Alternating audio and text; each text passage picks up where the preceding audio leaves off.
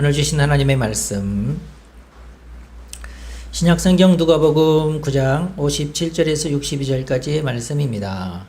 계시의 말씀을 읽을 때 하나님의 음성을 들으시기를 바랍니다.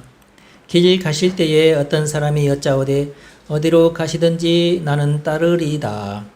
예수께서 이르시되 여우도 굴이 있고 공중에 새도 집이 있으되 인자는 머리 둘 곳이 없도다 하시고 또 다른 사람에게 나를 따르라 하시니 그가 이르되 나로 먼저 가서 내 아버지를 장사하게 허락하옵소서.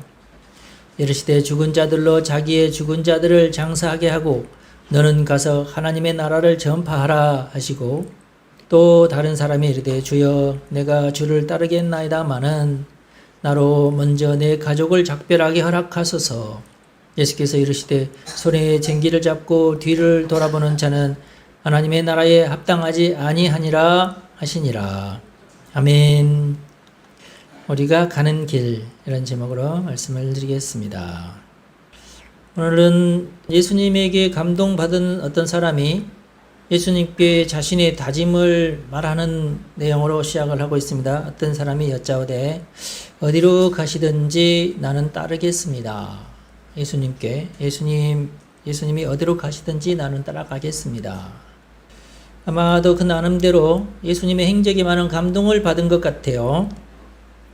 그러나 예수님께서 하신 대답은 썩 그렇게 반가운 대답은 아니에요. 아마 그 사람을 번민케 하는 대답을 하셨어요.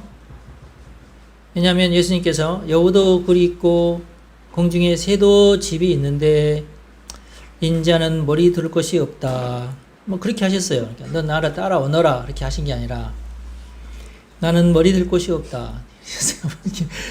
참 말치고는 굉장히 재밌는 말이죠. 본인의 심정을 감추임 없이 아주 사실 그대로 자신의 심정을 드러내는, 사실 우리가 이렇게 자신의 심정을 잘 드러내기가 쉽지가 않은데 예수님은 그 사람에게 그냥 본인의 심정을 그냥 드러냈어요. 사실 당시 예수님의 마음을 100% 이해를 하는 사람은 없었습니다. 수제자 베드로조차도 뭐 그랬으니까. 심지어 어머니 마리아도 마찬가지였죠. 제자들은 오해를 또 많이 하고 있었죠. 심지어 제자들은 예수님 앞에서 옥신각신 정부의 새로운 내각 조각에 관해서 내가 어떤 자리를 차지해야 된다, 아니다 내가 차지해야 된다, 이렇게 서로 다투기까지 했어요. 그러니 뭐 더 할 말이 없죠. 제자들도 그랬으니까. 당시에 예수님께 충성을 맹세한 대부분의 사람들은 정치적인 목적을 염두에 두고 어떤 행동이든지 했어요. 예수님도 그런 점들을 다 간파하고 계셨기 때문에 그래서 아마 이런 대답이 나오셨을 것이다. 저는 그렇게 짐작을 해요. 그럼 이 사람도 틀림없이 예수님 나는 따라가겠습니다. 나도 예수님의 제자가 되겠습니다. 12제자는 아니더라도 뭐 13번째, 14번째 제자는 되도록 해주십시오. 그런 의사로 말을 했을 거예요. 소문을 듣자 하고 제자들이 하는 얘기를 자기들도 옆에서 들었겠죠. 듣다 보니까 저 12명이서 다 해먹긴 해먹는데 그래도 나는 한 13번째 뭐 이런 어떤 상상을 했겠죠. 그래서 답답하신 예수님께서 나는 머리 들 곳도 사실 없다. 그런 얘기를 하신 것 같아요. 물론 예수님이 정말로 집이 없거나 머리 둘 곳이 없는 것은 아니에요. 집은 있지만 주로 광야 생활을 많이 하셨고, 머리 둘 곳이 없다는 얘기는 이제 심정적으로 자기의 영과 자기의 감정과 자기의 몸을 의탁할 만한 사람이 없다는 뜻이에요. 나를 이해해주고 내가 허물없이 나하고 흉금없이 얘기를 터놓고 할 사람이 사실 없다, 그런 뜻이에요. 그런 사람이 있으면 여러분들은 행복한 사람입니다. 보니까 별로 그런 사람들이 많지가 않고, 부부라도 이 정도로 친숙한 사람은 또 많지가 않더라고 보니까. 그래서 참 안타깝죠, 세상이. 오늘 본문 말씀 바로 전에 사마리아 한 마을에 머물러야 하셨던 얘기가 나옵니다. 예수님께서 하늘로 이제 다시금 승천하셔야 되는데, 이제 그 기간이 다 되신 것을 보시고, 자 이제 우리가 예루살렘으로 올라가야 되겠다 하고 이제 제자들과 그 무리들을 이끌고 이제 예루살렘으로 행진을 하려고 결심을 한 내용이 나옵니다. 그러면서 이제 사마리아 성이 가까워지니까 몇 사람을 보내요. 12제자는 아닌 것 같고 하여튼 뭐 충성스러운 또 제자들을 보냅니다. 사마리아에 가서 우리가 머물 곳을 알아봐라. 아마 이제 하루 정도는 유숙을 하셔야 되는가 봐요. 잠도 자고 밥도 먹어야 되니까 가서 미리미리 가서 정해라. 이렇게 보냅니다. 심부름꾼들을. 보통 유대인들은 사마리아로 통과하지 않고 요단강 길로 우회해서 보통 예루살렘 길을 가는데 예수님은 항상 사마리아로 직행해서 이렇게 통과를 하잖아요. 사마리아로 가니까 가서 이제 알아보라고 숙소를 잡아라. 그래서 이런 어떤 행군 자체가 당시에는 흔치 않는 행군이었고 정치적으로 오해를 살 만한 행군이긴 해요.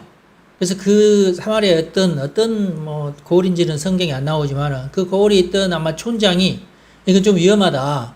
만약에 이 일로 유대인들하고 마찰이 생기면은 우리가 손해다. 이런 아마 판단을 했을 것 같아요. 자기들끼리 옥신각신했겠죠. 이걸 어떡하냐.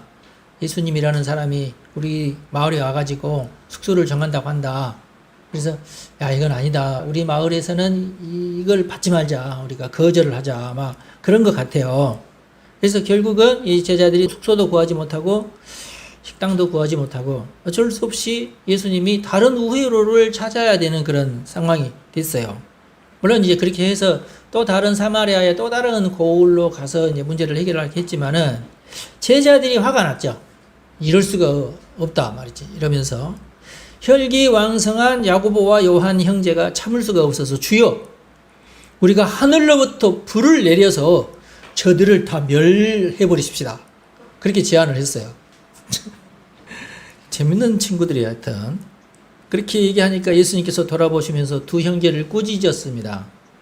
뭐라고 꾸짖었는지는 성경에 기록되어 있지 않지만 아마 이제 제가 짐작해 보기로는 이 무슨 못된 말을 하느냐 아마 그런 식으로 아마 혼냈지 않을까 싶어요. 예수님께서 뭐 더 이상 크게 뭐 꾸짖지는 않으셨겠죠. 할 수 없이 뭐 우리나라로 치면은 안양에서 거부하니까 과천을 통과하실 수밖에 없었다. 뭐 그 정도로 우리가 해석할 수가 있겠어요. 과천으로 가려면은 아무래도 좀 높은 산을 넘어야 되죠. 안양은 약간 평지이죠. 예, 하여튼 조금 피곤할 수 있었겠어요. 틀림없이 큰 돈벌이 할 수 있었을 텐데 안양에서 거부를 한 거예요. 예. 그러니까 정치적으로 그 지역의 촌장이 예수님을 싫어한 거예요. 예. 예수님도 모두에게 환영받는 것은 아니었으니까. 그러니까 여러분들이 나는 사람들이 미워해 그러지 말고 어떤 사람은 좋아하고 어떤 사람은 싫어해요. 그래서 세상 사람들이 절반은 나를 좋아하고 절반은 나를 싫어한다.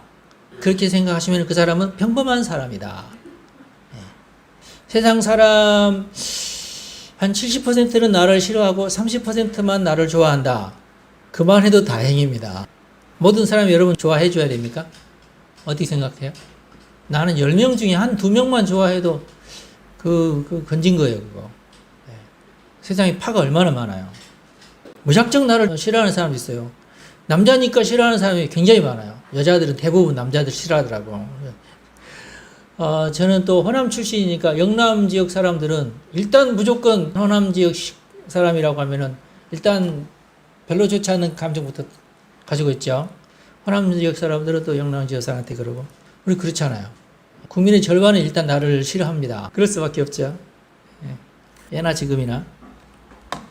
오늘 본문 말씀이 방금 제가 했던 사마리아 이야기 바로 뒤에 기록되어 있지만은 이제 시간적으로 그게 이제 이 사건 이후에 이 사건이 있어서 그렇게 기록됐는지는 잘 모르겠어요. 하여튼 그것까지는 우리가 확인할 수 없지만은 근거는 없지만은 하여튼 누가가 이 두 사건을 연이어서 이렇게 기록을 하고 있어요. 그러면서 예수님께서 머리 들 곳이 없도다 이런 말씀하신 거 보니까 아마 사마리아 사건이 예수님에게도 좀 섭섭했다는 느낌을 우리가 짐작할 수 있어요.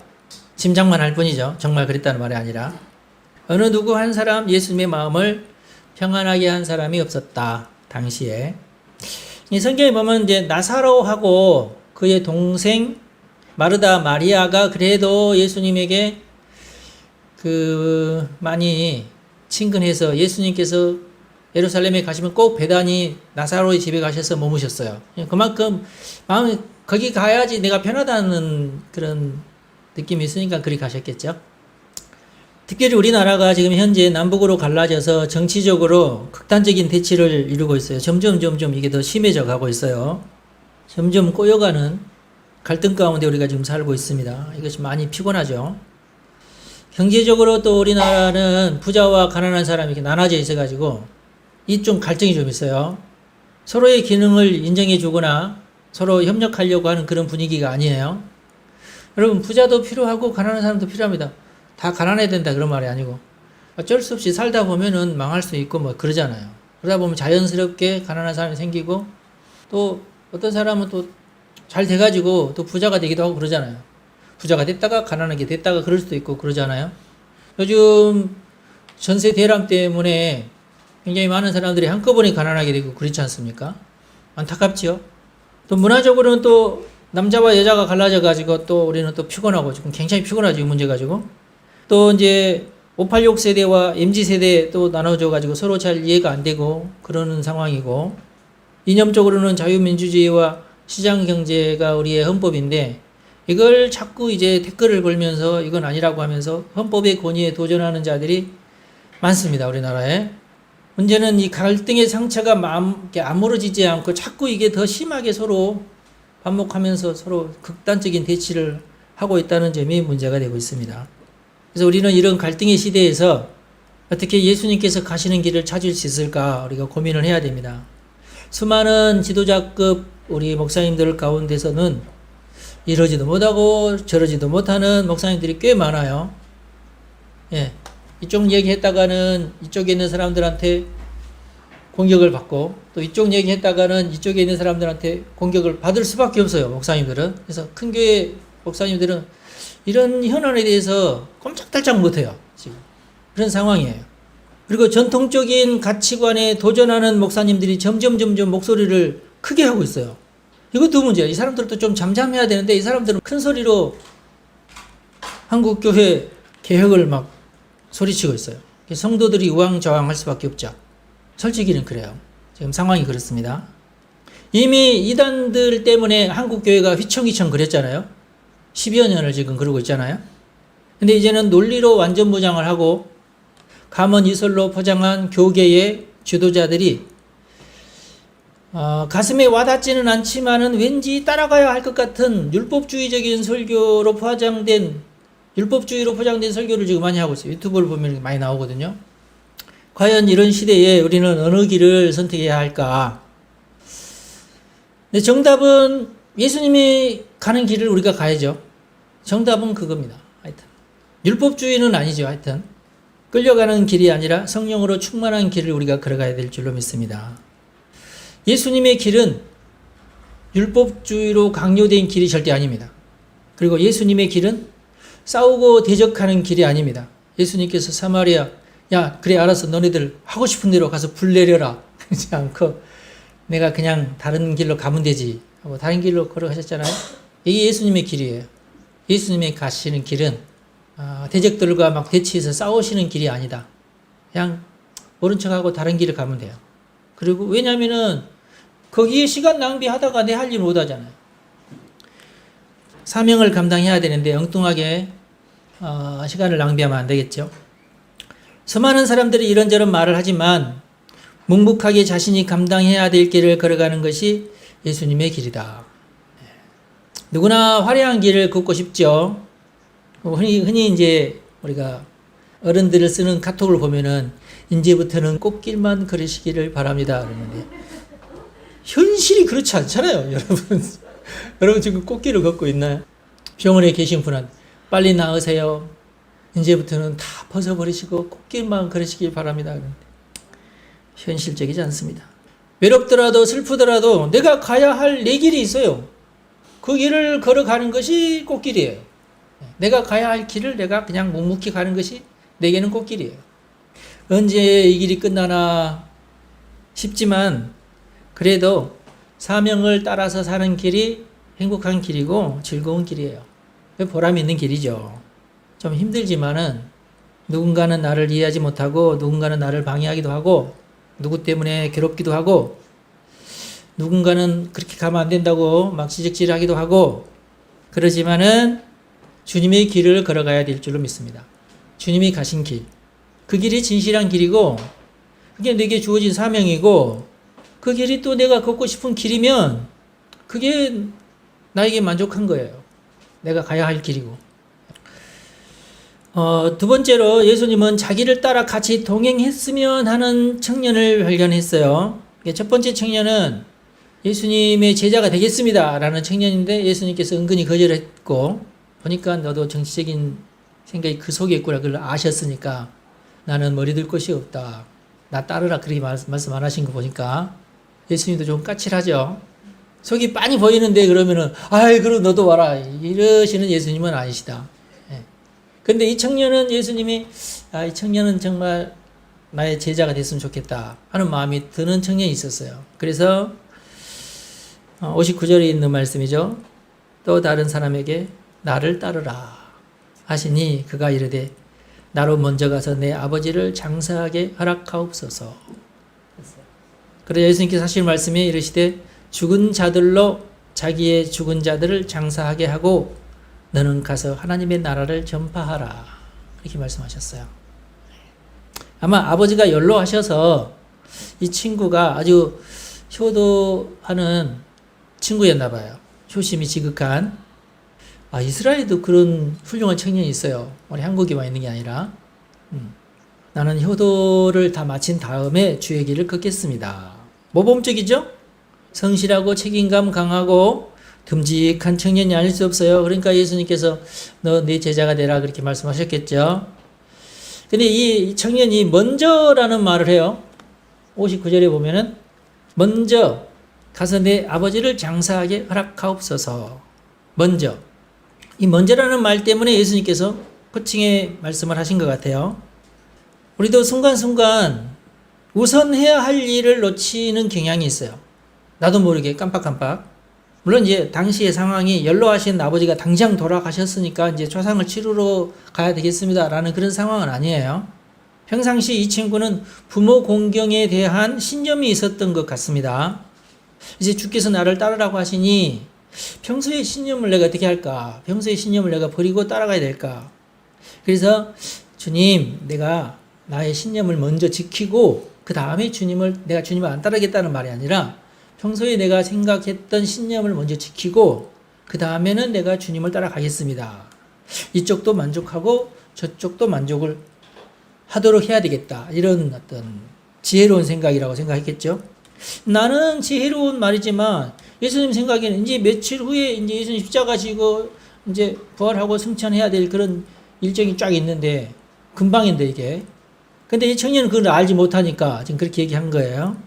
그래서 예수님께서 초상을 치르는 것은 죽은 자들로 죽은 자들이 무슨 초상을 어떻게 치릅니까?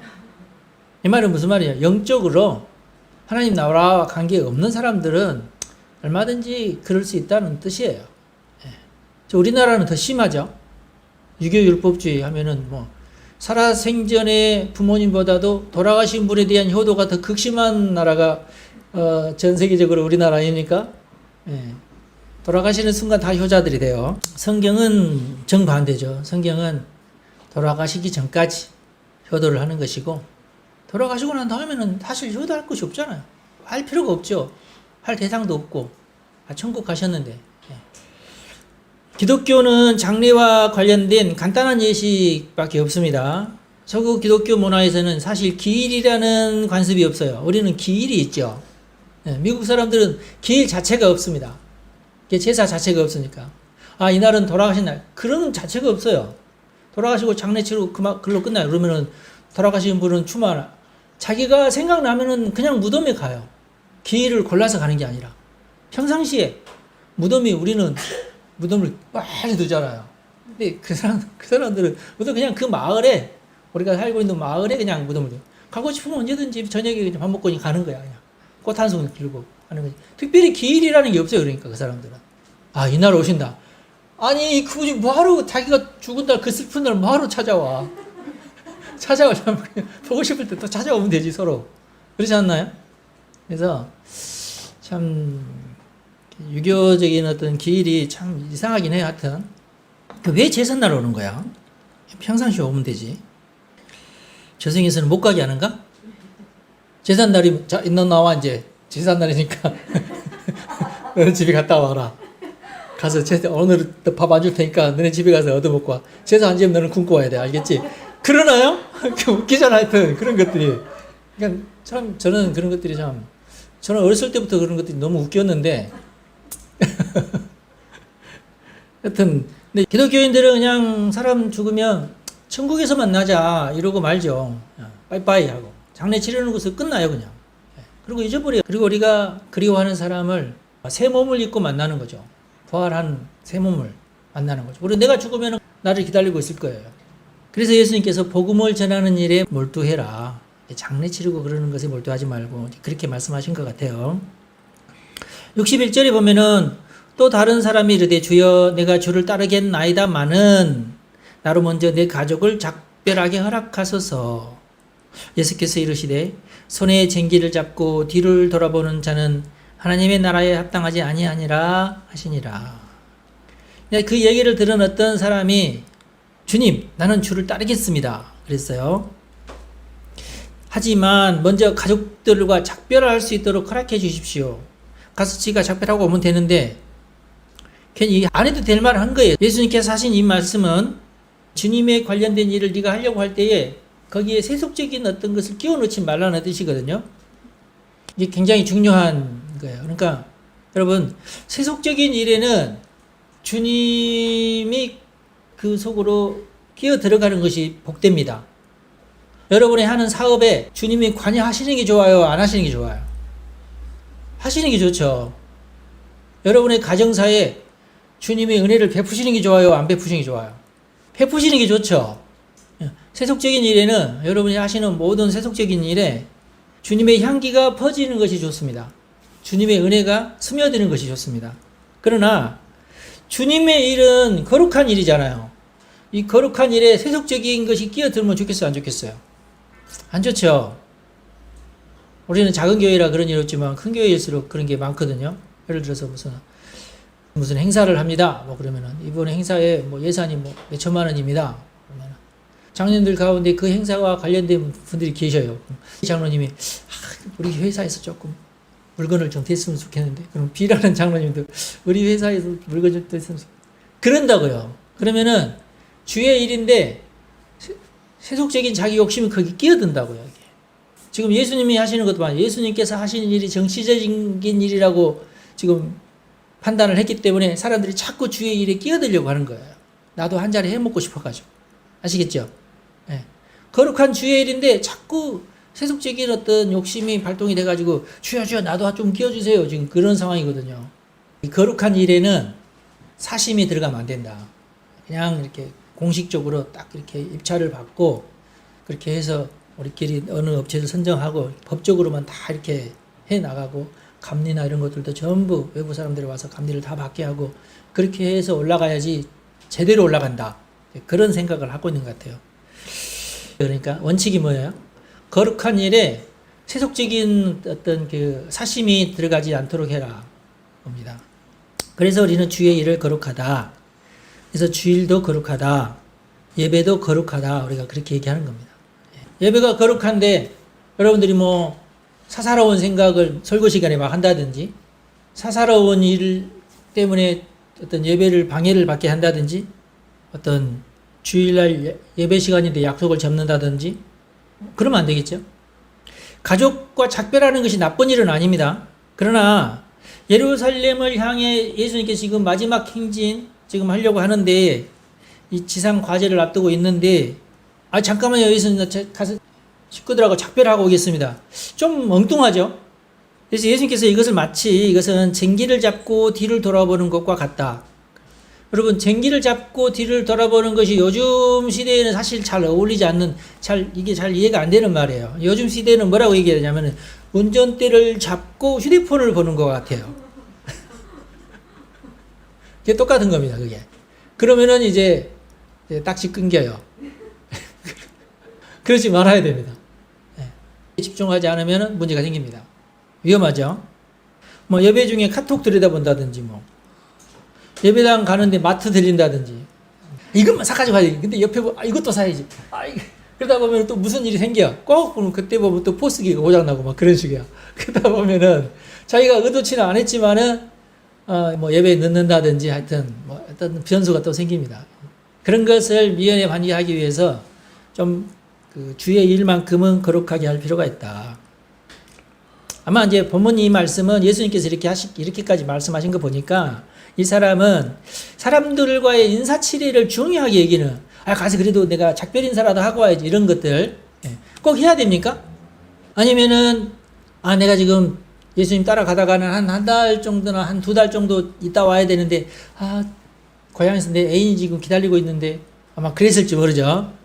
잠깐만 가서 작별 인사만 하고 올게요, 막 그랬을 것 같아요. 그래도 여러분, 중대한 일을 두고 대여를 이탈하는 것은 지혜가 아니죠. 그래서 예수님께서 그런 자들을 하나님의 나라에 합당하지 않는 자들이다. 사소한 일에 집중하니라고 주의 거룩한 일을 소홀히 하는 것, 이것은 하나님의 나라에 합당하지 않는다. 그렇게 말씀하신 것 같아요. 그러니까 우리가 가야 할 길은 이 시대에 정말 혼란스러운 시대입니다. 이쪽 입장에서 볼 때는 이게 옳고 이쪽 입장에서 볼 때는 이게 옳고 막 그러는 좀 복잡한 시대예요. 혼란한 시대인데 이때 우리의 지혜는 예수님이 가는 길을 나도 가야 되겠다 하는 것이 우리의 지혜다. 예수님께서 하시는 방법대로 오늘 본문 말씀이 우리에게 주는 지혜가 있을 줄 압니다. 예수님은 이럴 때 이렇게 말씀하셨구나. 왜 그렇게 말씀하셨는가? 이것을 가지고 우리가 배우면서 우리가 앞으로 살아갈 때도 예수님처럼 살아갔으면 여러분들에게 크게 복이 되고 도움이 될 줄을 믿습니다. 기도하겠습니다. 사랑이 많으신 하나님, 혼란스러운 때를 우리가 살고 있는데 우리는 겸손하게 주님의 뜻을 따르기를 원합니다. 하나님을 섬기기를 원합니다. 주의 거룩한 일을 우리도 감당하기 원합니다. 성령님, 우리 가운데에 깨우침을 허락하여 주시고 우리가 되도록이면 세속적으로 살지 않고 거룩하게 살게 하여 주시고 주의 자녀로, 하나님의 자녀로, 예수님의 제자로 살기를 원합니다. 예수님의 가시는 길을 나도 걷기를 원하고 다짐하는 우리 성도들을 축복하오니 성령님 기름 부어주시고 주님의 길을 따라가면서 만족하게 하시고 기뻐하게 하시고 보람있게 하여 주시옵소서. 결단하는 우리 성도들을 축복하오니 하늘의 복으로 땅의 복으로 채워 주옵소서. 우리 주 예수님의 이름으로 기도하옵나이다. 아멘. 여러분 축복합니다.